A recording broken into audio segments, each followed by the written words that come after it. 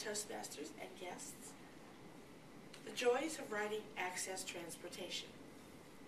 Access Transportation is a paratransit organization that provides rides for persons with disabilities and senior citizens who can no longer drive. Subscribers must be referred by their doctors to Metro Access, and they must pass, or fail, depending on your viewpoint, a test at Harborview Hospital. The staff at the hospital will evaluate your abilities to see if you can ride the regular bus service. If you cannot ride the regular buses, then you will be given an access pass for between 1 and 3 years. You must be retested at least every 3 years. Access only runs in your area during regular Metro bus service times. So if the normal bus stops running at 6, so does the Access. In my area, I have a 9 p.m. curfew and no service at all on Sunday. This can be very frustrating if you want to go somewhere at night or on the weekends. Service is usually curb to curb or door to door. In rare cases, clients are listed as hand to hand, but this is reserved for the severely disabled. Curb to curb means that you must wait outside until your bus shows up. The driver will not come up and get you.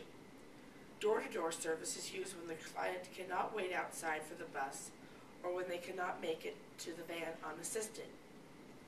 The driver actually goes to the door and picks you up and drops you off at the door of your destination.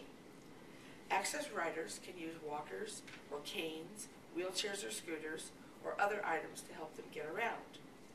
Access also provides an option for caregivers and or companions to ride with the subscriber for an additional cost. The service costs $1 per ride and will take the subscriber anywhere in King County for that price. Most riders who ride frequently buy a monthly pass that costs about $27.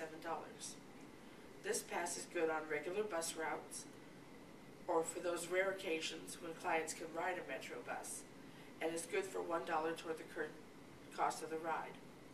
The cost of a monthly pass has doubled in the last 4 months. This can be very difficult for people with a fixed income.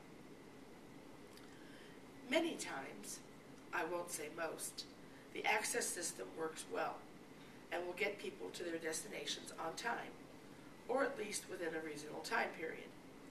However, the program does have its problems. Access gives its riders a 30-minute window during which they are supposed to be picked up. When it works, it's great, but various times the subscriber must wait a long time for the bus to pick them up. Granted, it usually only takes them an hour or two to get to you, but I have waited for over 4 hours for a ride home. It can be longer if you've missed your original pickup time for some reason, like a medical appointment. The van will only wait 5 minutes for you to get on the bus, otherwise it will leave and mark you as a no-show. Now, even if they pick you up at the correct time, Access has a policy allowing 90 minutes per leg of the journey. This means they have 90 minutes for each bus they put you on. People riding from the east side to Seattle have to transfer in Bellevue or Tukwila. Sometimes they're sent to other park-and rides for their transfer. While at Bellevue or Tukwila, clients are transferred to another bus called the holding bus. You can stay on this van for an hour or two, waiting for your transfer bus. Once your bus arrives, you may have up to 5 people on the bus with you. Since I live outside of Woodinville, I usually am one of the last people dropped off, so it may take an hour or two to get home after my final transfer bus arrives. In fact, it can take an hour for me to get home from here in Bothell to my home in Woodinville, depending on the number of stops the driver has to make. I personally consider transfer rides to be fraud, waste, and abuse. Fraud, because Access charges Metro for each bus ride they put you on. So they actually get paid for 2 or 3 rides when they only give you 1. Waste, because the Access vans sit around the parking rides until the transfer bus shows up, wasting gas and resources. Abuse, because it's very painful for some of the clients to transfer to other buses. It's bad enough getting on the first bus, even with the lift. Another problem with transfer rides are there are no bathroom facilities anywhere in this process. Access has other tricks that can cause problems too. I've been told on occasion that the driver has already picked me up and dropped me off, when no van has actually shown up at my location. Often the drivers will say the client was not at the proper location. This results in a no-show. With 6 no-shows, you lose the privilege of riding access for 6 to 8 months, which can cause a lot of problems.